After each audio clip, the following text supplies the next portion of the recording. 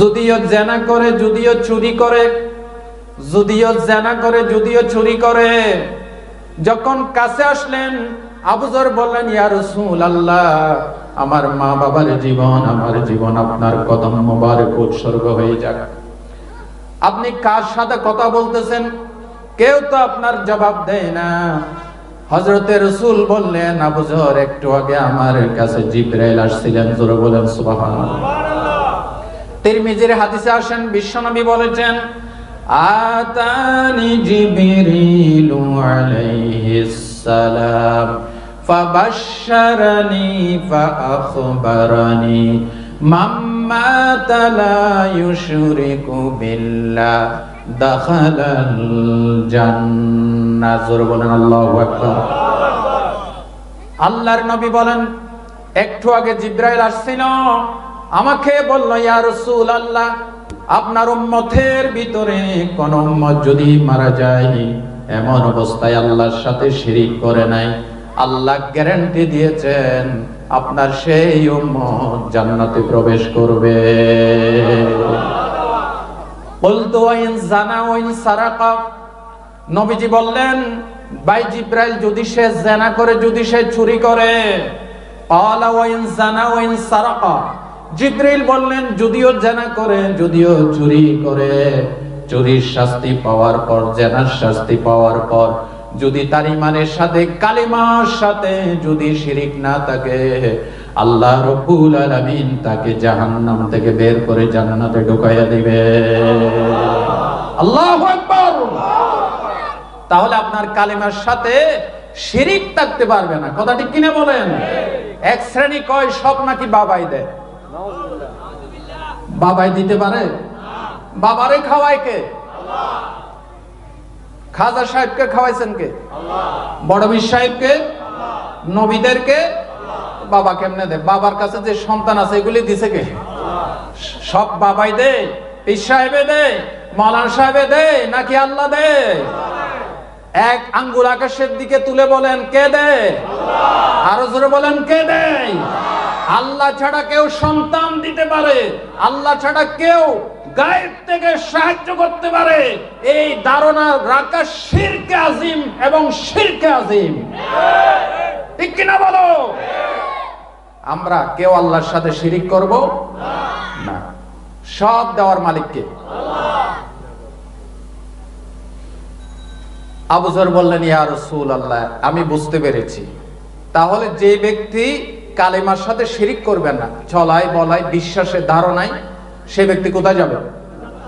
আমল একটু কম করছে আর কি, আমল একটু কম, কিন্তু ঈমানের সাথে কি নাই? শিরিক নাই। যাবে কোথায়?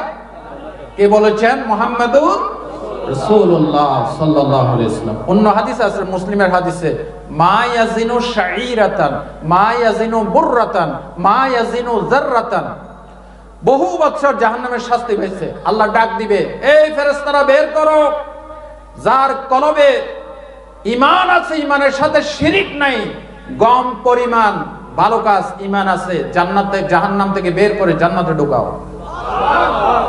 এরপর আল্লাহ ডাক দিবেন, মা ইয়াজিনু বুররাতান, গমের পরিমাণ ঈমান আছে, ঈমানের সাথে কি নাই?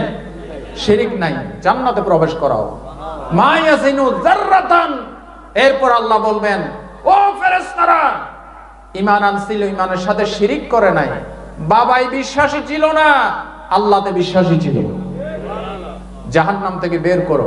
কোথায় দাও? জান্নাতে। জোরে বলেন সুবহানাল্লাহ। তাহলে মৃত্যুর সময় যদি কালেমাটা নসিব করতে চান, শিরিক ছাড়তে হবে।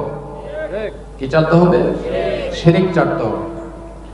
দ্বিতীয় নাম্বার, যদি মৃত্যুর সময় কালেমাটা নসিব করাইতে চান, তাহলে আল্লাহর কোরআন থেকে ফর্মুলা নেন, ঈমানের উপরে ঈমান আনার পর থেকে মৃত্যুর শেষ দিন পর্যন্ত ঈমানের উপরে অটল থাকতে হবে, আর না হয় কালেমা নসিব হবে না।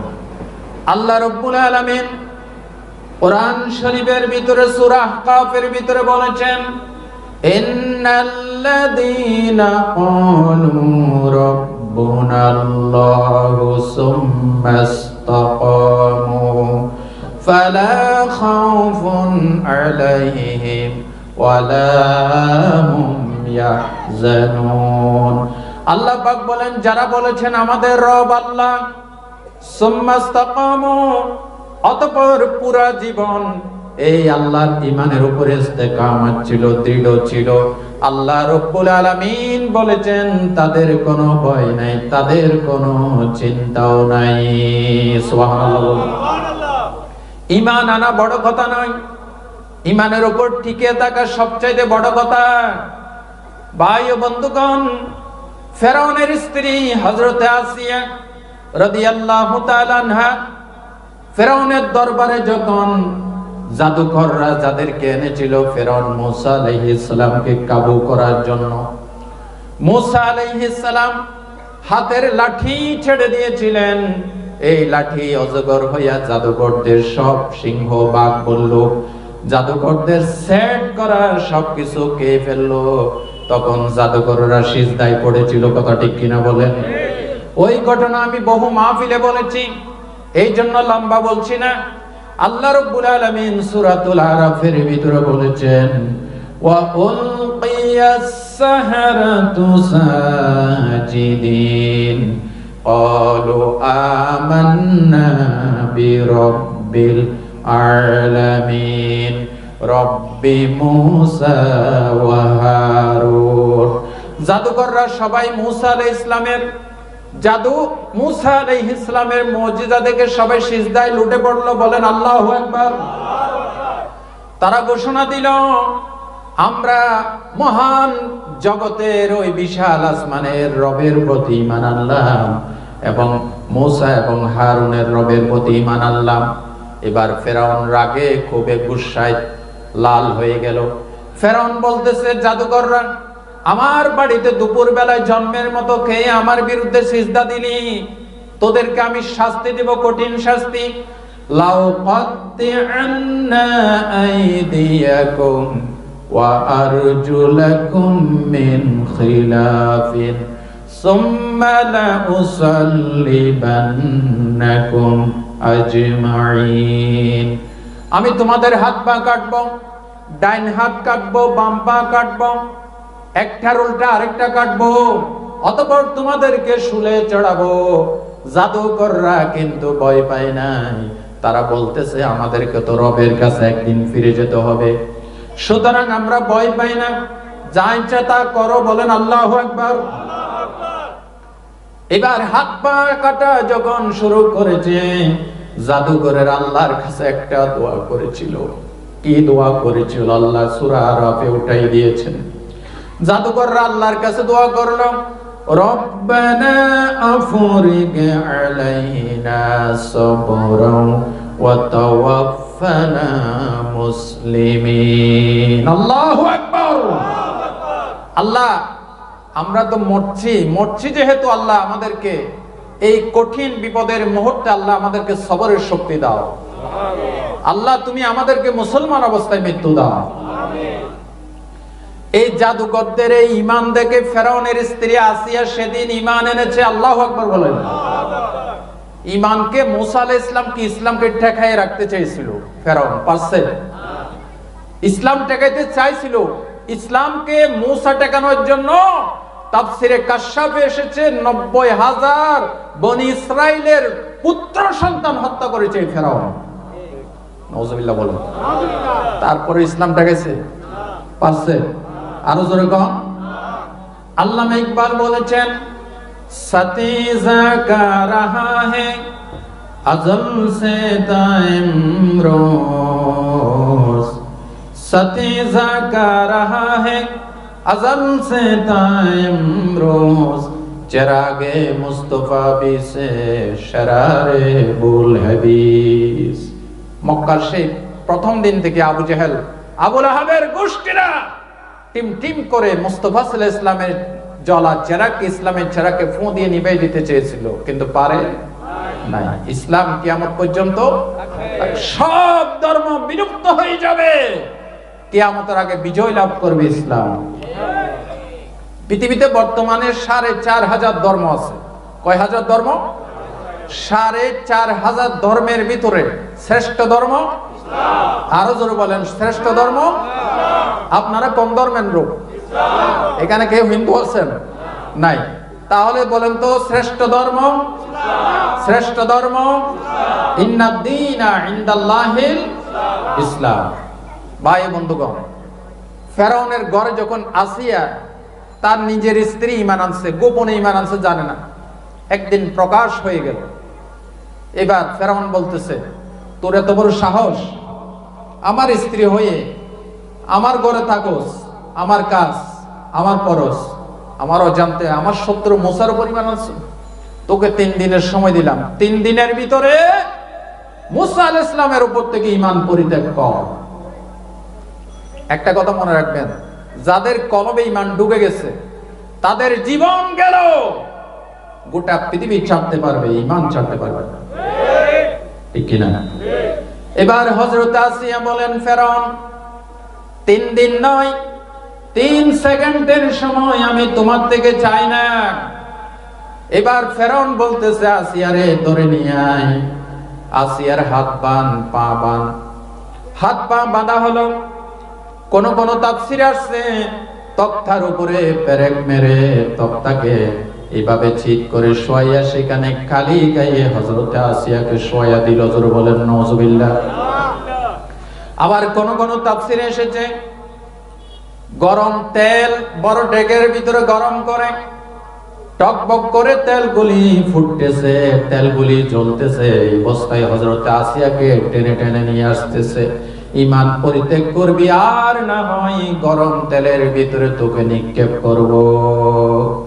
এই কঠিন বিপদের মুহূর্তে হযরত আসিয়া আল্লাহর কাছে দরখাস্ত করেছিলেন। ফেরাউনের কাছে মাপ চাইছে? জোরে বলেন। মাপ চেয়েছিল? মাপ চাই নাই। তিনি তো বলতে পারতেন, ঠিক আছে ভাই, আমার প্রাণের স্বামী, আচ্ছা ঠিক আছে, আমি ঈমান পরিত্যাগ করলাম, আমাকে মাফ করে দাও। এই কথা বলেছিলেন না। তিনি কি বলেছিলেন? আল্লাহ রাব্বুল আলামিন কোরআন শরীফের ভিতরে সূরাতুত তাহরিমের ভিতরে উঠাই দিয়েছেন। হযরত আসিয়া এই কঠিন বিপদের মুহূর্তে বলেছেন, ইয ক্বালাত রাব্বি বিনিলি ইনদাকা বাইতান ফিল জান্নাহ ওয়া নাজ্জিনি মিন ফিরআউনা ওয়া আমালিহি ওয়া নাজ্জিনি মিনাল কওমিজ যালিমিন। আল্লাহু আকবার। হযরত আসিয়া বলেছেন, আল্লাহ তোমার জন্য আমি জীবন দিচ্ছি, আমি তোমার দাসী। আল্লাহ আমি তোমার কাছে কিচ্ছু চাই না। ফেরাউনের এই বিশাল রাজবাড়িতে আমার জায়গা হচ্ছে না, একমাত্র ঈমান আনিছি বিদায় আমার আজকে জীবন দিতে হচ্ছে। মাবুদ গো, এই কঠিন বিপদে আমি তোমার কাছে একটাই ইচ্ছা, একটাই চাওয়া, একটাই পাওয়া, যার জন্য জীবন দিচ্ছি। ও মাবুদ, ওই জান্নাতের ভিতরে তোমার কাছাকাছি যে জান্নাত থেকে তোমাকে পাওয়া যাবে, তোমাকে দেখা যাবে, এমন একটা জান্নাত আমি আসিয়াকে দান করো। আল্লাহ রাব্বুল আলামিন দরখাস্ত কবুল করলেন। ফেরেশতাদেরকে বললেন, ও ফেরেশতারা, 7 আসমানের দরজা খুলে দাও। আমার আসিয়ার যেই জান্নাতের দরখাস্ত করেছে, জান্নাতের একটা রুম চেয়েছে, মৃত্যু হওয়ার আগে, রূহটা বেরিয়ে যাওয়ার আগে আমার বান্দি আসিয়ার চোখের সামনে জান্নাতের ওই রুমটা তুলে ধরো।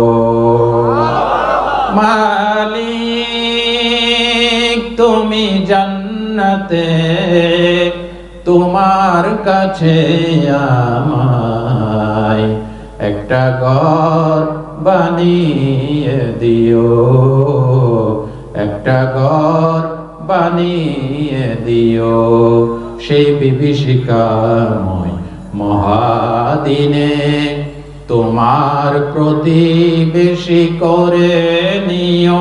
মালিক তুমি জান্নাতে, তোমার পাশে আমায় একটা ঘর বানিয়ে দিও, একটা ঘর বানিয়ে দিও। বলেন আমিন। হযরত আসিয়া ওই জান্নাত দেখে রয়েছেন, আর এদিকে কোন ফাঁকে তাকে টেনে টেনে নিয়ে যাচ্ছে তিনি জানেন না।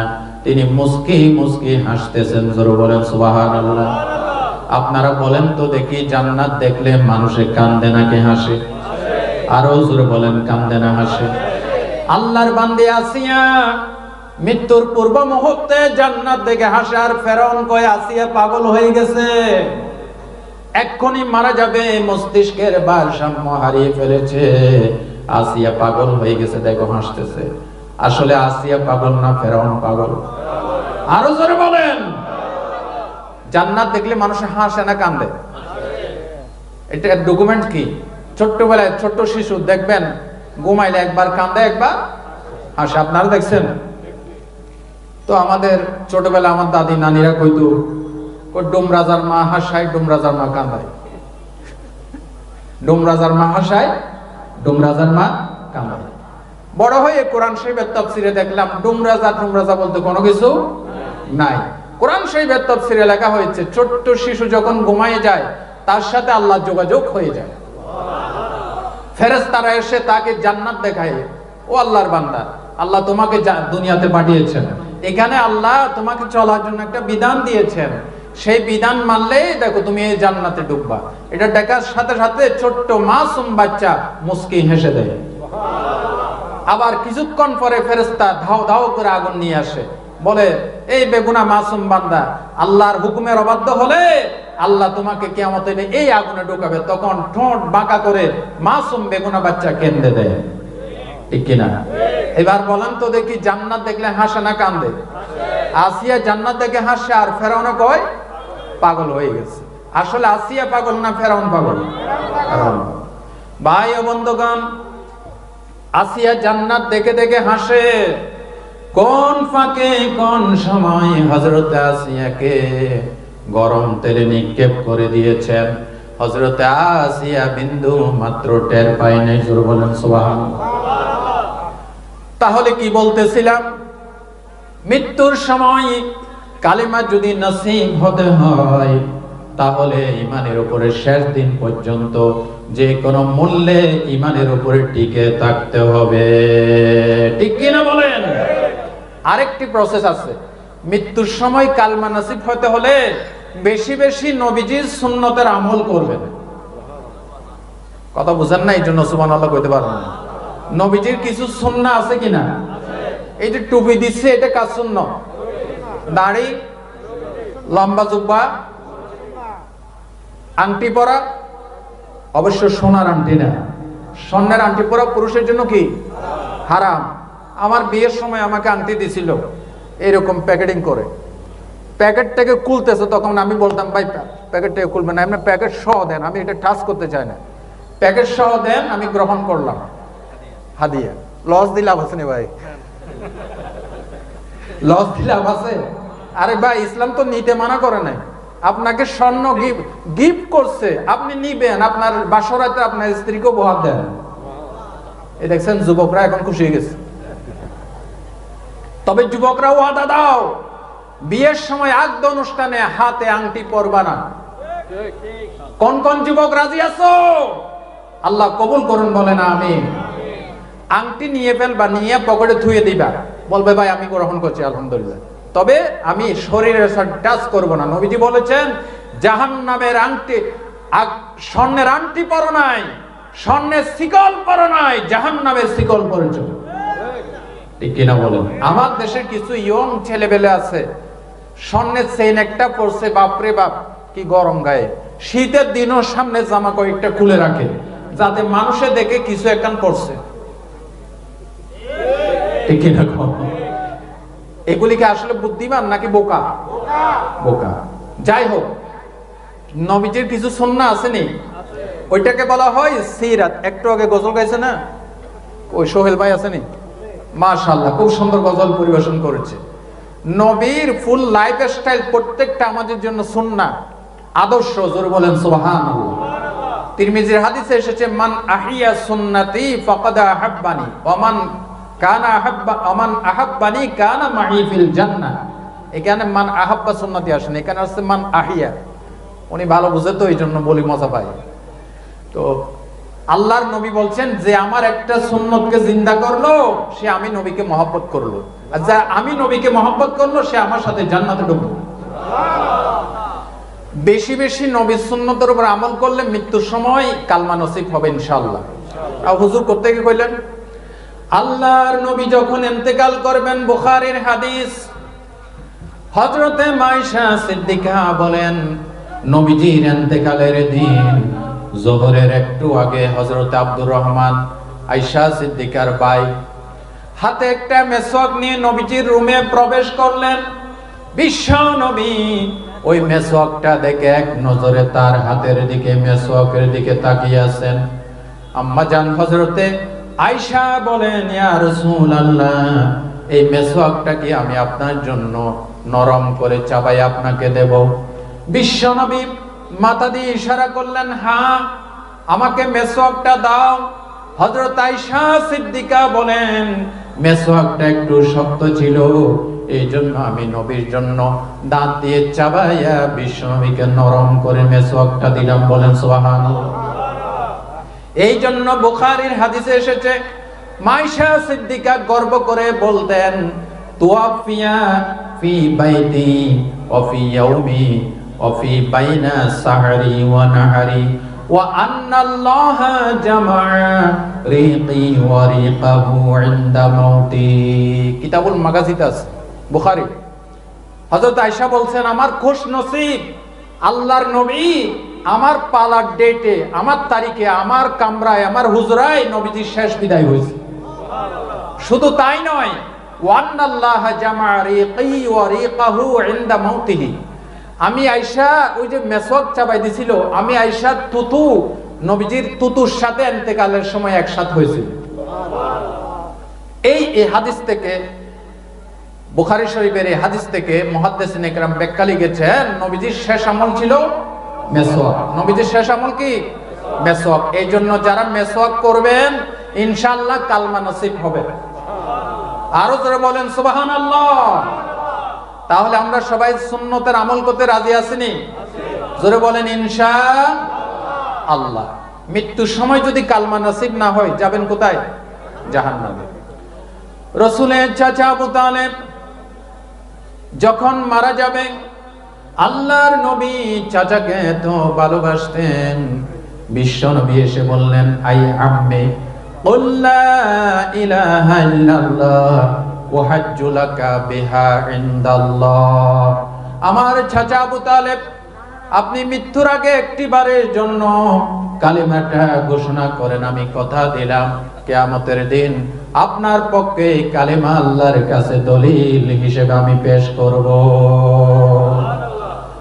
আবু তালেবের নিকটে আবু জেহেল এবং আব্দুল্লাহ ইবনে উমাইয়া বসা ছিলেন। তারা দুইজনে বললেন ইয়া আবা তালিবিন আতারগাবু আম মিল্লাতি আব্দুল মুত্তালিব। আবু তালেব, তুমি কি তোমার বাপ দাদার ধর্ম থেকে বিগড়াইয়ে যাবে নাকি, দূরে সরে যাবে নাকি? তার মানে হলো এই নতুন ধর্ম তুমি গ্রহণ করিও না। বলেন নাউজুবিল্লাহ। আবু তালেব কালিমা পড়ে নাই, কালিমা ছাড়া বিদায় হয়ে গেল। বিশ্ব নবী চাচাকে এত মহব্বত করতেন, বিশ্ব নবী বলেছেন আল্লাহ যতক্ষণ পর্যন্ত আল্লাহর পক্ষ থেকে নিষেধাজ্ঞা না দিবে ততক্ষণ চাচার জন্য আমি কাঁদতে থাকবো। এক মুহূর্তে আল্লাহ তাআলা আয়াত নাযিল করে দিলেন, সূরা তাওবার 113 নম্বর আয়াত, মা কানা লিন-নাবিয়্যি ওয়াল-লাযীনা আমানু আইয়াস্তাগফিরু লিল-মুশরিকিন ওয়ালাউ কানু উলি কুরবা মিন বা'দি তাবায়্যানা লাহুম আন্নাহুম আসহাবুল জাহিম। বলেন আল্লাহু আকবার। আল্লাহ তাআলা আয়াত নাযিল করে দিলেন, ও নবী, কোন মুশরিকের জন্য, কোন কাফেরের জন্য যে ইসলামে বিশ্বাস করে না, কালেমায় বিশ্বাস করে না, ইসলামী শাসনে বিশ্বাস করে না, এমন কোন কাফের মুশরিকের জন্য আমার কাছে দোয়া করা, মাগফিরাত চাওয়া আপনি নবীর জন্য জায়েজ নয়। শুধু নবীর জন্য নয়, কোন ইমানদারের জন্য জায়েজ নয়। আল্লাহ বলেছেন, মা কানা লিন নবী ওয়াল্লাযিনা আমানু ওয়ালাউ কানু উলি কুরবা, যদিও তোমার নিকটাত্মীয় হয়, তোমার চাচা হোক, বাপ হোক, খালু হোক, মামা হোক, যে ইসলাম কবুল করে না, ইসলাম মানে না, তার জন্য মাগফিরাতের দোয়া করা জায়েজ। নিষেধ করেছেন কে? আল্লাহ। নবীজি এত কেঁদেছেন, কিন্তু নবীর মহব্বতের সাথে চাচার মহব্বতকে আল্লাহ ডিভাইডেড করে দিয়েছেন। যার কাছে ইসলাম নাই তার সাথে আমার কোনো মহব্বত। আজকেও বলেছি, যে আল্লাহকে ঘৃণা করে আমরাও তাকে ঘৃণা করি, যে আল্লাহকে ভালোবাসে আমরাও তাকে। মান আহাব্বা লিল্লাহ ওয়া আবগাদা লিল্লাহ ওয়া আতা লিল্লাহ ওয়া মানাআ লিল্লাহ, আবার তিরমিজিতে আছে ওয়া আনকাহা লিল্লাহ ফাকাদ ইস্তিকমালাল ঈমান। আল্লাহর জন্য ভালোবাসা ঈমান, আল্লাহর জন্য ঘৃণা করো কি? আমাদের ভালোবাসা সব যেন হয় মহান রবের জন্য, আমাদের ভালোবাসা সব যেন হয় মহান রবের জন্য, রাগ ক্ষোভ ঘৃণা গুলো তাও যেন হয় প্রভু শুধু তোমার জন্য। বলেন আমিন। সবকিছু কাকে কেন্দ্র করে হবে? আল্লাহকে কেন্দ্র করে। আল্লাহ চাচার সাথে নবীর মহব্বতের তারটা কেটে দিয়েছেন, শুধুমাত্র ঈমান পরিত্যাগ করেছেন বিদায়। সুতরাং মৃত্যুর শেষ দিন পর্যন্ত যদি ঈমান ইসলামের উপর টিকে থাকেন এবং নবীর সুন্নতের আমল করেন, ইনশাআল্লাহ কালিমা নসিব হবে। আল্লাহ আমাদেরকে কবুল করুন। একটা পয়েন্টে এতটুক সময় আমি দিয়ে ফেলেছি। নাম্বার 1, মৃত্যুর সময় যারা কালিমা পড়বে প্রকাশ্যে, মন থেকে, দিল থেকে, তারা যাবে কোথায়? জান্নাত। দ্বিতীয় নম্বর, আল্লাহর নবী বলেছেন, তিরমিজির হাদিস, قال رسول الله صلى الله عليه وسلم المؤمن يموت بعرق الجبين, মুমিন বান্দা মরবে তার কপালে ঘাম নিয়ে, অর্থাৎ মৃত্যুর সময় কপাল ঘামবে। সুবহানাল্লাহ বলতে ইচ্ছে করে? মৃত্যুর সময় কপালে কি দিবে? ঘাম দিবে। কেউ যদি দেখেন মৃত্যুর সময় কপাল থেকে টপ টপ করে ঘাম ঝরে পড়ছে, বুঝবেন ঈমানদার। বুঝবেন কি? বলেছেন মুহাম্মদুর রাসূলুল্লাহ, নবীজিরও ইন্তেকালের সময় কপাল ঘাম ছিল। সুবহানাল্লাহ বলতে ইচ্ছে করে? বুখারী শরীফের হাদিসে আসছে, আম্মা জান আয়েশা রাদিয়াল্লাহু তাআলা আনহা বর্ণনা করছেন, নবীজির পাশে কানা বাইনা ইয়াদাইহি রাকুয়াতুন আও উলওয়াতুন কানা ফিহা মাউ, সেখানে পানি ছিল। একটা পাত্র, চামড়ার কি কাঠের একটা পাত্র নবীজির পাশে ছিল, সেখানে কি ছিল? পানি ছিল। তো নবীজি কি করলেন? ফাজাআলা ইউদখিলু ইয়াদাইহি ফিল মা ফায়ামসাহু বিহিমা ওয়াজহাহু, নবীজি ওইখানে বারবার হাত ঢুকাইয়া বারবার কপাল মুছতেছেন, চেহারা মুছতেছেন। সুবহানাল্লাহ বলতে ইচ্ছা করে।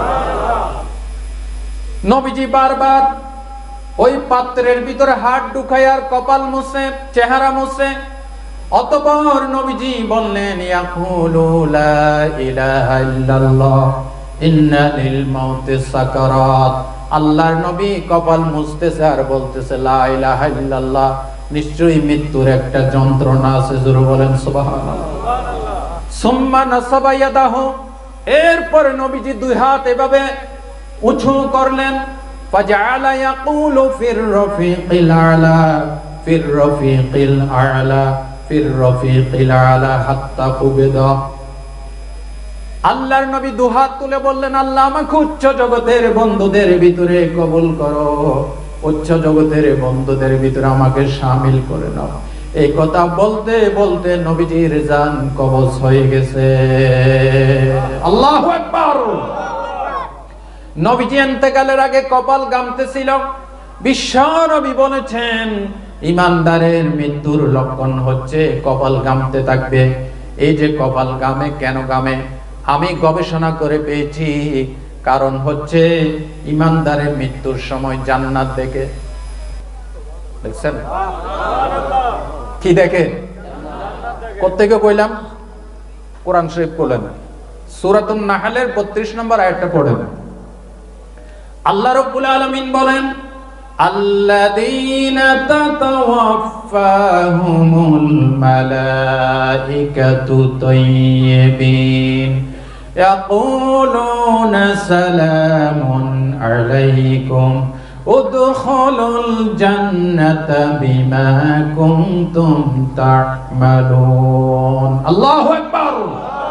আল্লাহ রাব্বুল আলামিন বলেন, ঈমানদারের ভালো লোকের পবিত্র বান্দা ফেরেশতারা যখন জান কবজ করে তখন বলে সালামুন আলাইকুম, ও আল্লাহর বান্দা তোমার কোনো ভয় নাই, ভয় নাই, তোমার কোনো টেনশন নাই, আমাদের সালাম নাও।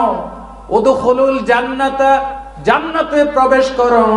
ঈমানদার ব্যক্তি জান্নাত দেখতে দেখতে তার রূহটা বেরিয়ে যায়। এবার বলেন, কোন আনন্দিত স্থানে পৌঁছার আগে মানুষের টেনশন থাকে নাকি থাকে না? আপনি আজকে কক্সবাজার যাবেন বেড়াইতে, আনন্দ সফরে, সারা রাত ঘুম নাই, ঠিক কিনা? কেন?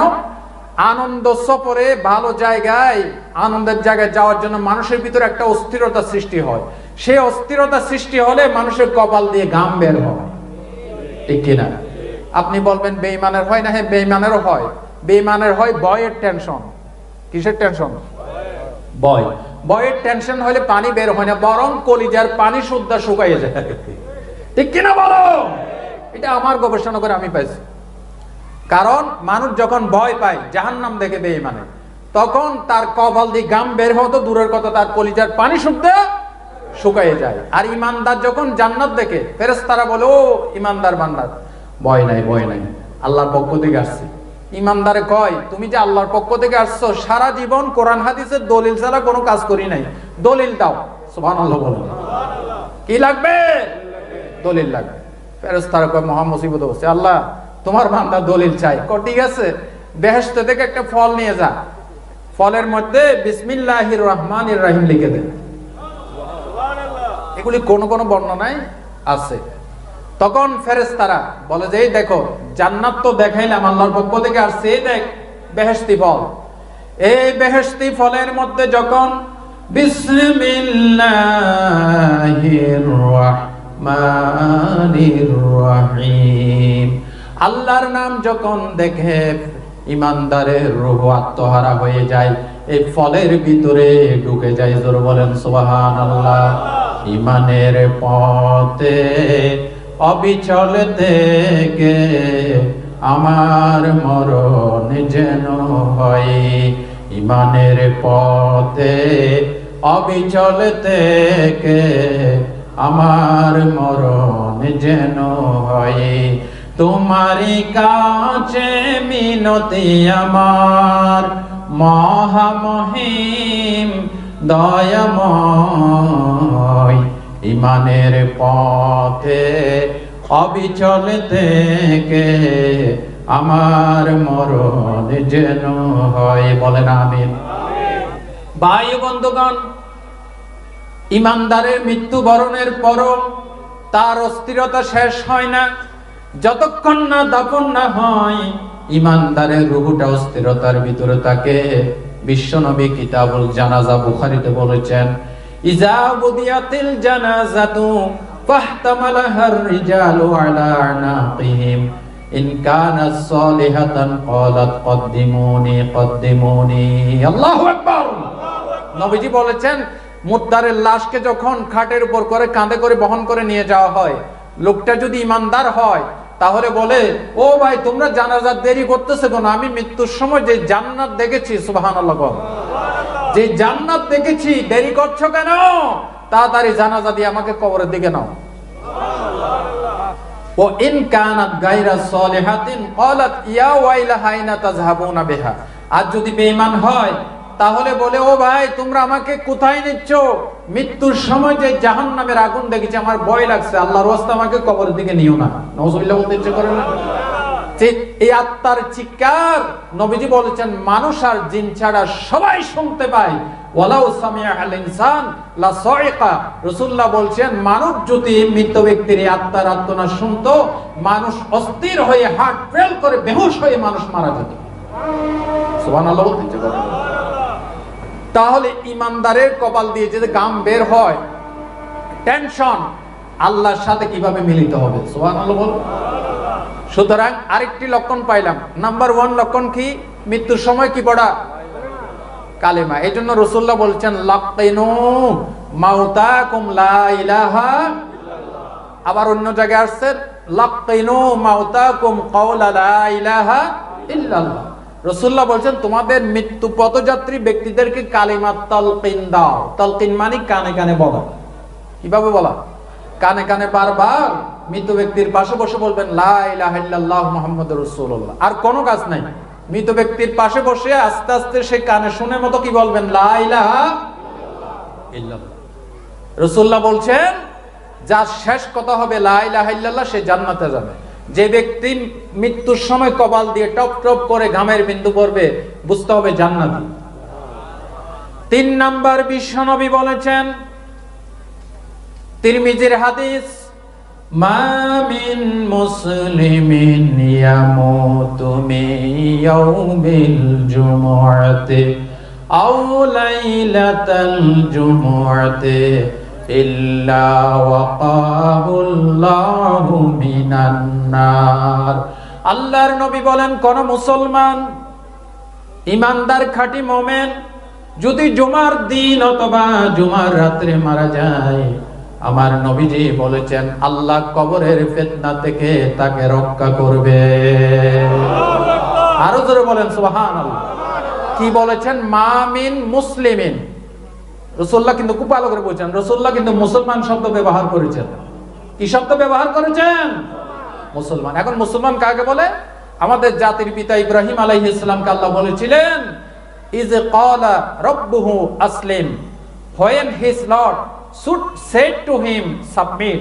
যখন ইব্রাহিমের রব বলেছিলেন ইব্রাহিম তুমি মাথাটা ঝুঁকাইয়ে দাও আমার আইনের সামনে, তিনি বলেছিলেন আসলামতু লিরাব্বিল আলামিন, I have submitted to the Lord of the world। আমি বিশ্ব জাহানের মালিকের সামনে সাবমিটেড হয়ে গেলাম, মাথাটা ঝুঁকাইয়ে দিলাম। জীবনের প্রত্যেকটি কাজকর্ম খোদার বিধান মতো হবে। জোরে বলেন সুবহানাল্লাহ।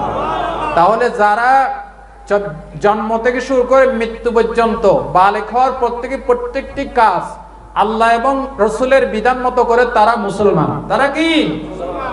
যারা কিছু মানে কিছু মানে না, কিছু মানে কিছু মানে না, তারা মুমিন মুসলমান নাকি মুনাফিক?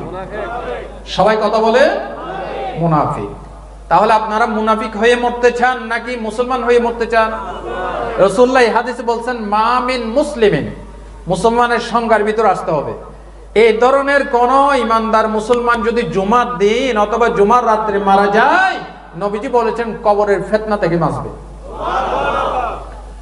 কবরের ফিতনা সাংঘাতিক। হযরত ওসমান বলেছিলেন আউয়ালু মানাজিলিল আখিরাহ। বিশ্ব নবী আরো বলেছেন খায়রু ইয়াউমিন তালাআত আলাইহিশ শামসু ইয়াউমাল জুমুআহ ফীহি খুলিকা আদম ওয়া ফীহি উদখিলাল জান্নাহ ওয়া ফীহি উখরিজা মিনহা। আল্লাহর নবী বলেন আল্লাহ সৃষ্টি জগতের ভিতরে যতগুলি দিনে সূর্য উদিত হয় সূর্য ডুবে, এই সব দিনগুলির ভিতরে শ্রেষ্ঠ দিন হচ্ছে জুমার দিন। জোরে চিল্লায় বলেন সুবহানাল্লাহ। কেন? বিশ্ব নবী বলেন এই দিন আদম আলাইহিস সালামকে সৃষ্টি করা হয়েছে। কোন দিন? নবীজি বলেন এই দিন জান্নাতে আদমকে ঢুকানো হয়, এই জুমার দিন তাকে জান্নাত থেকে বের করা হয়। আরেক বর্ণনায় আছে জুমার দিন মাগরিব থেকে আসর পর্যন্ত মাঝামাঝি সময় আল্লাহ আদম আলাইহিস সালামকে বানিয়েছেন। বলেন সুবহানাল্লাহ। ভাই ও বন্ধুগণ, কোন খাঁটি মুমিন ইমানদার যদি জুমার দিন মারা যায় বুঝতে হবে জান্নাতি। আল্লাহু আকবার। কিন্তু আবু জেহেল মার্কা লোক যদি জুমার দিনও মরে কোনো লাভ আছে না। অনেকে কয় মক্কা শরীফ মারা গেছে, মদিনা শরীফ মারা গেছে। ওরে ভাই, আবু জেহেল মরছিল কোথায়? কোথায়? মক্কায়। আবু লাহাব মরছিল কোথায়? মক্কায়। জান্নাতে যাইব? জোরে বলেন না। মক্কায় মরুক, মদিনায় মরুক, শুক্রবার মরুক, শনিবার মরুক, এগুলি মূল দত্তব্য বিষয় নয়। মূল হচ্ছে ঈমান আছে কিনা।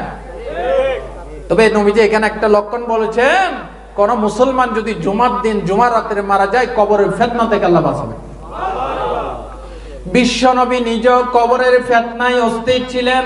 আরে আমার নবী চাইতে বড় কেউ আসেনি, জোরে কোন? সেই নবী পর্যন্ত ইবনে মাজার বর্ণনা, রাসূলুল্লাহ বলছেন মা রাআইতু মানজারান ইল্লাল কবরা আফজাউ মিনহু। আমি মুহাম্মদ সাল্লাল্লাহু আলাইহি ওয়াসাল্লাম কবরের মতো এত বড় ফিতনা আমি নবীও দেখি নাই। নাউজুবিল্লাহ। বিশ্ব নবী আরো বলেছেন, মুসলিমের বর্ণনা, লাউলা আল্লা তাদাফানু আন দাউতুল্লাহ আইয়ুসমিআকুম মিন আযাবিল কবর। আল্লাহর নবী বলেন, আমার আশঙ্কা কবরের আযাব তোমরা দেখলে মুদ্দারের দাফন কাফন ছেড়ে দিবে। এই আশঙ্কা যদি না করতাম আল্লাহর কাছে দোয়া করতাম আমি মুহাম্মদ, আল্লাহ যেন তোমাদেরকে জাহান্নামের কবরের শাস্তি দেখায়। বিশ্ব নবী আমাদেরকে বলেছেন, ও আমার উম্মতেরা, কবরের ফিতনা থেকে পানাহ চাও। চারটা জিনিস থেকে পানাহ না চেয়ে নামাজের সালাম ফিরাও না। জোরে বলেন কয়টা? বিশ্ব নবী বলেছেন, সালাম ফিরানোর আগে আল্লাহর কাছে পানাহ চাও। আল্লাহুম্মা ইন্নী আউযু বিকা মিন আযাবি জাহান্নাম ওয়া মিন আযাবিল কবরি ওয়া মিন ফিতনাতিল মাহইয়া ওয়াল মামাত ওয়া মিন ফিতনাতিল মাসিহিদ দাজ্জাল। বলেন আল্লাহু আকবার। ও আমার উম্মতেরা, আল্লাহর কাছে পানাহ চাও, আল্লাহ জাহান্নামের আগুন থেকে বাঁচাও, কবরের আযাব থেকে বাঁচাও, মৃত্যু এবং জীবনের ফিতনা থেকে বাঁচাও, দাজ্জালের ফিতনা থেকে বাঁচাও। এই চারটা জিনিস থেকে পানাহ না চেয়ে আমার উম্মতেরা তোমরা নামাজের সালাম ফিরায় না। জোরে কোন সুবহানাল্লাহ। ভাই ও বন্ধুগণ, জগৎ জননী উম্মুল মুমিনিন মা খাদিজাতুল কুবরার মতো মহিলা, আল্লাহর হাবিবের জীবনের সঙ্গিনী, প্রথম বিবি, তিনিও তো কবরের ভয়ে অস্থির ছিলেন। বলেন সুবহানাল্লাহ। মা খাদিজাতুল কুবরা যখন ইন্তেকাল করবেন, নবীজিকে ডাকলেন, বললেন, ইয়া রাসূলুল্লাহ, 25টি বছর পর্যন্ত আবার আপনার ঘর সংসার করেছি, জীবনে একটিবার কোনোদিন একটা দামি শাড়ি চাই নাই, একটা দামি বিছানা চাই নাই, দামি একটা খাবার চাই নাই। ইয়া রাসূলুল্লাহ, আমার ইন্তেকালের আগে আপনার কাছে প্রশ্ন করি, রাসূল গো, মৃত্যু ব্যক্তিকে দাফন করলে মুনকার নাকির যখন আসে তখন প্রশ্ন করতে, সওয়ালের জবাব করতে কতক্ষণ সময় লাগে? আল্লাহর নবী বললেন, খাদিজা, একটা উট জবে করে সাধারণভাবে চামড়া নামাতে, গোশত বন্টন করতে যতক্ষণ সময় লাগে এতক্ষণ সময় লাগে। জোরে বলেন সুবহানাল্লাহ। হযরত আমর ইবনুল আস, মুসলিমের বর্ণনা, ইন্তেকালের আগে তার সাথীদেরকে বলেছিলেন, ও আমার সাথীরা, ইজা দাফানতুমুনি ফাআকিমু হাওলা কবরি আদরামাতুন হারু জাজুরুন ওয়া ইউকসামু লাহমুহা। ও আমার সাথীরা, আমাকে দাফন করার পর আমার কবরের পাশে ততক্ষণ দাঁড়িয়ে থাকবা যতক্ষণ একটা উটকে নহর করে জবাই করতে, গোশত বন্টন করতে যতক্ষণ সময় লাগে ততক্ষণ দাঁড়িয়ে থাকবে। জোরে বলেন আল্লাহু আকবার। আল্লাহর নবী বলেন, আয়েশা, এতক্ষণ সময় লাগে? এবার হযরত আয়েশা বলেন, ইয়া রাসূলুল্লাহ, এতক্ষণ সময় যদি লাগে আমি খাদিজা মুনকার নাকিরের সওয়ালের জবাব দিতে পারবো না। রাসূল গো, আপনার কাছে আমার প্রথম আবদার হলো, আমার ইন্তেকালের পর আপনি আমার কবরের পাশে দাঁড়িয়ে মুনকার নাকিরের সওয়ালের জবাবটা বাতলে দিবেন। জোরে কোন সুবহানাল্লাহ। ইয়া রাসূলুল্লাহ, আমার দ্বিতীয় আবদার হলো, আপনার জুব্বা মুবারক থেকে, জামা থেকে ছোট্ট একটা টুকরা কেটে আমি খাদিজার কাফনের সাথে দিবেন। যদি দেন গো রাসূল, আশা করতেছি আল্লাহ রাব্বুল আলামিন তার এই বান্দিকে maaf করে দিবেন। হযরতে রাসূল কেঁদে উঠলেন, বললেন, তিরমিজির বর্ণনা, ইয়া খাদিজা লাউ আরাত্তাতি জিলদি লাআতাইতুকে, খাদিজা তুমি আমার জীবনের শ্রেষ্ঠ সঙ্গিনী। এই মক্কা নগরীতে যখন মুহাম্মদের আপন কেউ ছিল না, তখন খাদিজা তুমি আমার আপন ছিলে। গোটা মক্কা নগরীতে যখন মুহাম্মদের পা ফেলার জায়গা ছিল না, যেদিকে যাই সেদিকে গালিগালাজ, যেদিকে যাই সেদিকে মারে, যেদিকে যাই সেদিকে পাগল বলে, তুমি খাদিজা সারা রাত আমি মুহাম্মদের জন্য ঘুমাও নাই। গভীর রজনীতে আমি ঘরে এসে ডাক মারতাম আস্তে করে, খাদিজা। একটা ডাক দেওয়ার সাথে সাথে দরজা খুলে যেত। আমি বলতাম, কিরে খাদিজা, যত রাত্রে আসলাম, যতবার ডাক দিলাম, একটা ডাকের বেশি দেওয়া লাগলো না। কিরে খাদিজা, তুমি কি ঘুমাও না? হযরতে খাদিজা কাঁদতেন আর বলতেন, ইয়া রাসূলুল্লাহ, আপনি সারাদিন কে না কে ইসলামের প্রচার করেন, আপনাকে কত গালমন্দ করা হয়। রাসূল গো, সারা রাত কষ্ট করে গভীর রাত্রে যদি আপনি ঘরে এসে খাদিজা খাদিজা বলে ডাক দিতে থাকেন, আপনার সাথে বেয়াদবি হবে, আপনার কষ্ট হবে, বিদায় আমি খাদিজা ঘুমাই না, দরজার সাথে পিঠ লাগাইয়ে দাঁড়িয়ে থাকি। ও খাদিজা, তুমি আমার জীবনের শ্রেষ্ঠ জীবন সঙ্গিনী, জীবনের সমস্ত সঞ্চিত ধনরাশি ইসলামের জন্য বিলাই দিয়েছো। ইন্তেকালের আগে আমার জুব্বা থেকে, কাপড় থেকে একটা টুকরা চেয়েছো খাদিজা। লাউ আরাত্তাতে জিলদি লাআতাইতুকে, তুমি যদি আমার নবুয়তের শরীরের চামড়াও যদি চাইতে, আমি চামড়া কেটে খাদিজা তোমার কাফনে দিয়ে দিতাম।